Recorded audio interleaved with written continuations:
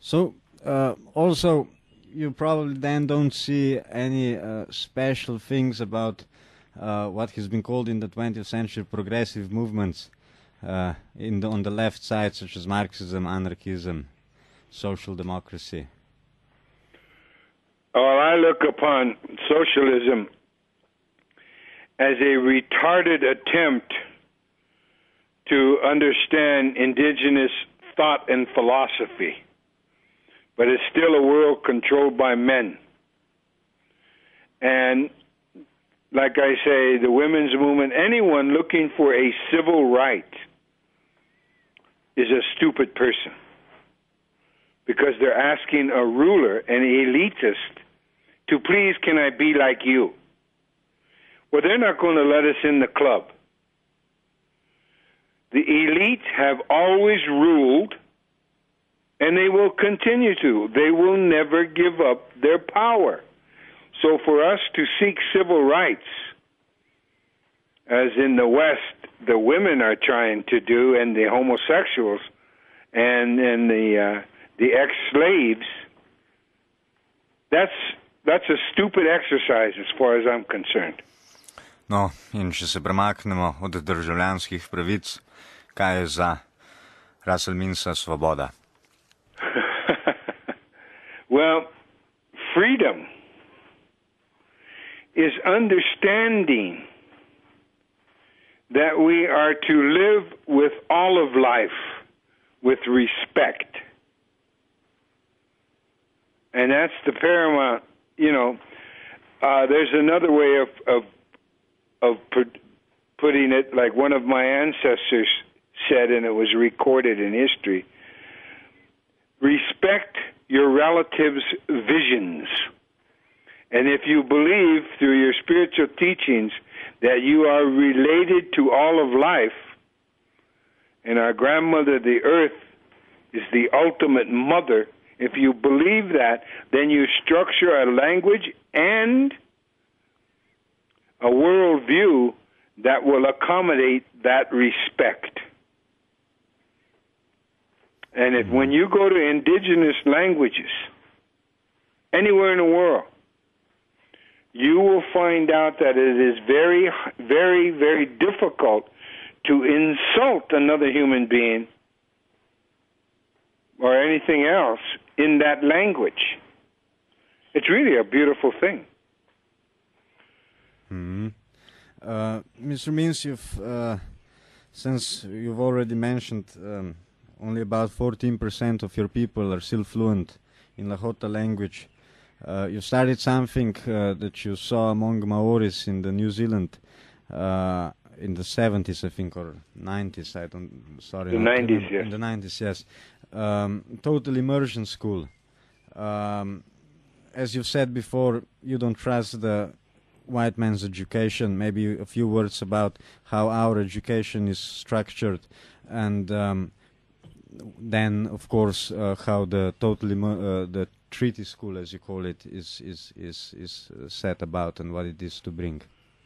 And here's where the ultimate colonization comes in, because the world has now, every society, I don't care if it's Hindu, Islam, Buddhist, you name it, whatever society is, Jewish, Christian, whatever that society, they've adopted the Holy Roman Catholic's version of education, which came about approximately in the 3rd century A.D., because they couldn't get adherents, they couldn't get priests to become Christians.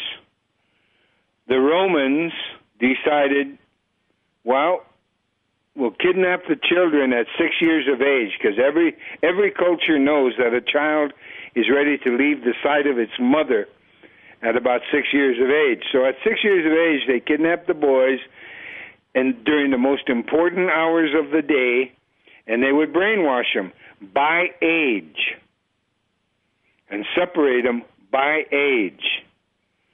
So that form of education still goes on today. Not only that, but they train them, just like Pavlov's dogs. They have a bell that rings. They march around to that bell, And they have the ultimate authority figure, an adult who stands up in front of them and sits at a large desk, just like a judge in a court of law. And you're supposed to dispense justice, yet the judge allegedly sits real high in a black dress. He sits higher than anyone else in the courtroom on a throne. And he's supposed to be expected to be just and to dispense justice. That's impossible, because you've made him a lord to oversee the riffraff. At any rate, the bums, the people.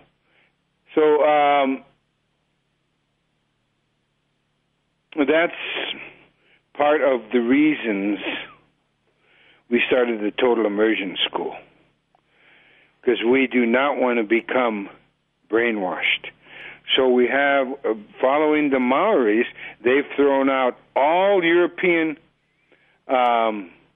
models of education. We don't have any bells, we don't have any classes, and we don't separate the age. How can you expect to become a decent human being that knows anything about human relationships when during the most important days of your youth, important hours of your youth, you are separated from anyone older and anyone younger? How do you learn to relate with older people? I don't care if they're a year older. How do you relate with people that are younger than yourself? How do you learn human relationships? You don't, and it's impossible in the existing educational system anywhere in the world, because it's fashioned after that Roman example in the 3rd century A.D. And so what you're doing is just brainwashing people to become part of the machine that the elite operate. Mm. So you've excluded all of these models from your own school program. What does it look like? Well, like I say, we don't have any bells or whistles, and we do not have any books. We don't have a written language. Mm-hmm. We refuse to write our language because that lessens the power of the brain. Your brain becomes lazy if you learn how to read and write. Just like now with the computer, you don't even have to think. All you have to do is Google. Yes, and you get the little information, and you're exactly. You don't even have to figure out how to go about to research anymore. You just Google it, and that injures the brain even further. So the way we teach is the ancient way our ancestors taught, which is quite. And we have to remember. So you exercise more and more of your brain. And lo and behold, indigenous people, and this has been proven in Western science, indigenous people who have never read or write and still get along, like in the jungles or in the mountains, wherever they live, in the deserts or in the plains, their brain function is enormously more productive than the educated person, because the educated person becomes educated in only one area of life, just one small part. Okay, he's a civil engineer. Okay, he's this. Okay, he's that. He's an engineer, or he's a doctor, or a nurse, or whatever. But it's only a very small part of life. And you don't have to, because of society answering to all the whistles and the bells, you don't have to worry about it. And so then the elite integrate these one thought people